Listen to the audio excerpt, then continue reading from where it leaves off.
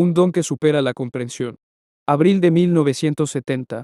Cuando entré por primera vez en A, las buenas personas del programa me dijeron que, si yo era alcohólico, tenía una enfermedad muy real, que estaba enfermo física, mental y espiritualmente. No recuerdo que nadie me dijera nunca que estaba enfermo religiosamente o que, por ser sacerdote, no podía estar enfermo espiritualmente. ¿Y cuánta razón tenían al abstenerse de decir que estaba enfermo religiosamente? En mi descenso por los senderos del alcohol y las pastillas, nunca tuve ninguna dificultad seria con mi religión o mi sacerdocio. Es cierto que no era muy vigoroso en la práctica de ambas, pero sentía que mi enfermedad estaba en un nivel mucho más básico que estos. Y, sin embargo, no me quedaba en absoluto claro qué significaba para mí estar enfermo espiritualmente y al mismo tiempo no estarlo religiosamente. Como muchos otros en AA, me sentía incómodo con la palabra espiritual tal como se usa en el programa. Pero cuando me di cuenta de que el término espiritual se deriva de la palabra espíritu, las cosas empezaron a aclararse. Me sentía cómodo con la palabra espíritu, porque había vivido con ella toda mi vida. Este espíritu, esta alma, este principio de vida, llámalo, como quieras, me fue dado mucho antes de que tuviera conocimiento o práctica alguna religión formal, mucho antes de que tuviera la menor idea de qué profesión o vocación podría querer seguir. Este es el espíritu que me fue infundido en el momento de mi concepción, lo que automáticamente me daría la pertenencia a la raza humana. Este espíritu es la parte racional de mí que me dotó de dignidad, nobleza y una identidad separada. Mi espíritu o alma me dio el poder de pensar, de emitir juicios, de desear, de querer, de amar, de alcanzar el infinito. Este espíritu mío me dio todos estos poderes maravillosos y algo más, me dio mi personalidad total, que en los años venideros sería moldeada y formada, para bien o para mal, por el entorno, la educación y las circunstancias. El entorno, la educación y las circunstancias de los años intermedios pueden resumirse brevemente. Tuve todas las ventajas de un buen hogar, una educación mejor que la ordinaria, una vida en un entorno agradable. Mi sacerdocio, que amaba. Y todavía amo entrañablemente. Debería haber mejorado todas estas ventajas. Pero la vida no siempre funciona según un plan definido. En algún momento del camino, los miedos, las dudas sobre mí mismo y una sensación de incompetencia comenzaron a manifestarse. Entonces descubrí a esos dos amigos, el alcohol y los tranquilizantes, que parecían calmar los miedos y las dudas sobre mí mismo y restaurar la sensación de idoneidad. El patrón clásico e insidioso comenzó a formarse y continuó creciendo durante un largo periodo, más miedos y más profundos, pérdida de interés en el trabajo y en la vida, retiro gradual de la gente y las actividades, soledad profunda, pánico, casi desesperación. En este proceso de muerte lenta no había nadie a quien pudiera recurrir excepto mis dos amigos. El clímax se produjo por una abstinencia forzada tanto del alcohol como de las pastillas durante la hospitalización. Para una cirugía mayor. Entré en un tratamiento de delirium tremens durante 11 días. Después de salir de este agradable interludio, me enviaron inmediatamente a un hospital de tipo especial, una fábrica de nueces. Unas 6 semanas después de salir de esta institución, sufrí alucinaciones, un síndrome de abstinencia retardado, y pronto me encontré en el pabellón de alcohólicos de un hospital psiquiátrico estatal. Fue allí donde A vino a mí. La vida había hecho estragos en mi espíritu, en mi alma. Llegué a con el espíritu quebrantado, enfermo del alma. Si el rayo de esperanza que había oído que había funcionado para tantos miles de personas en A iba a calentar mi corazón e iluminar mi vida, tendría que penetrar, no en las áreas de mi religión y mi sacerdocio, sino en el área mucho más profunda y básica donde realmente estaba enfermo, en mi espíritu humano. Si en el programa de A hubiera habido alguna sugerencia de teología, formal o de otro tipo, yo habría recogido mi débil cuerpo y mi espíritu quebrantado y me habría dirigido de nuevo al desierto exterior. Habiendo estudiado formalmente teología durante 4 años, con buenos profesores, yo era, según los estándares ordinarios, algo así como un teólogo profesional. En ese momento, necesitaba más teología casi tanto como un tercer pulgar. Lo que necesitaba y necesitaba desesperadamente no era más conocimiento acerca de Dios, sino, con la ayuda de Dios, un conocimiento profundo y penetrante acerca de mí mismo. ¿Cómo podría aprender a vivir, no extáticamente ni siquiera eufóricamente, sino al menos con un mínimo de paz? ¿Cómo podría este espíritu mío encontrar algún tipo de interés, entusiasmo, autorrealización? Iba a descubrir que A tenía la respuesta para este anhelo simple, común y humano de mi corazón.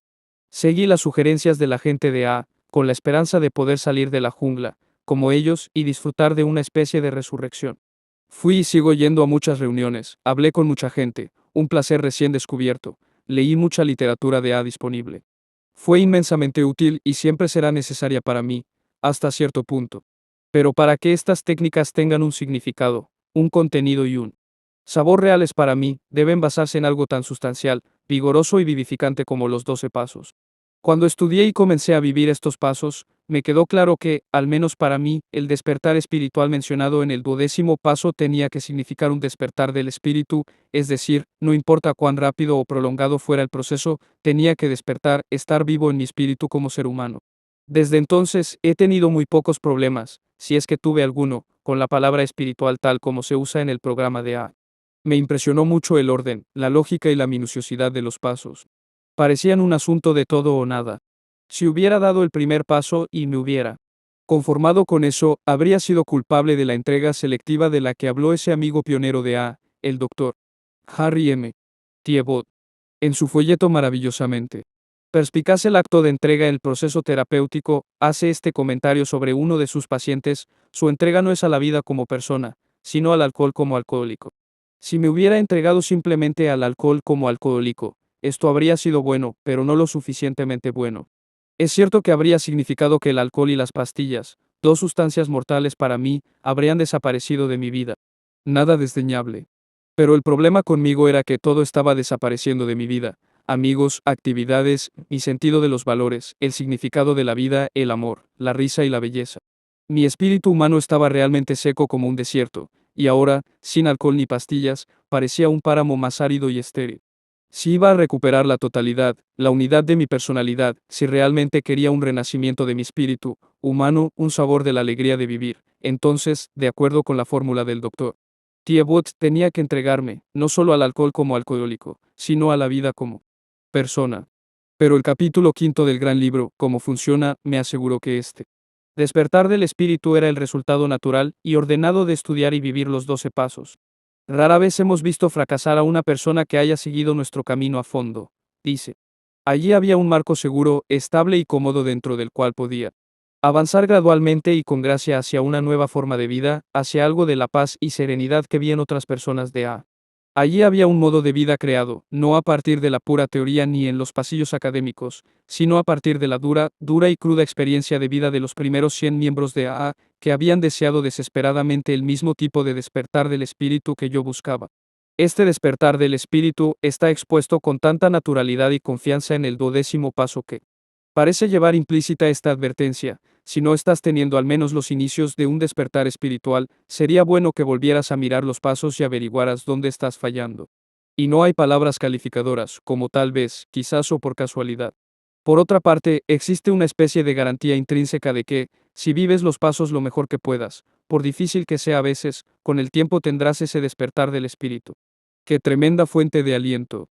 Creo que cualquiera que entra en A quiere mejorar, sea lo que sea que este término pueda significar específicamente para él. Puede significar salir de problemas, apaciguar a la familia o a los demás, conservar su cordura, etc.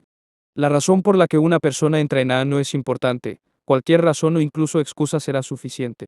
Pero me parece que la razón por la que permanece en A es inmensamente importante. Salir de problemas, apaciguar a la familia, o al superior, etc., todo esto puede ser bueno por el momento.